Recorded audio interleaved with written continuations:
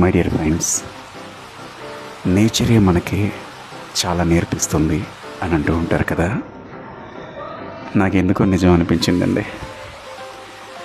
అంటే పిట్టగూడు ఎక్కడ చదువుకొని అంత చక్కగా కడుతుంది, అలాగే పక్షులు కావచ్చు, యానిమల్స్ కావచ్చు.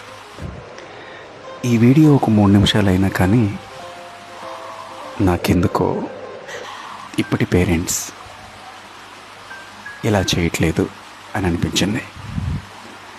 చూడు, అన్నీ వెళ్ళిపోయినాయి, ఈ బొడ్డోడు మాత్రం ఉండిపోయాడు. ఇప్పుడు ఎక్కడైతే వాడు ఎగరలేకపోయాడో అక్కడికి వచ్చి మళ్ళీ ఎగురుతాడు. అబ్జర్వ్ చేయి బాగా.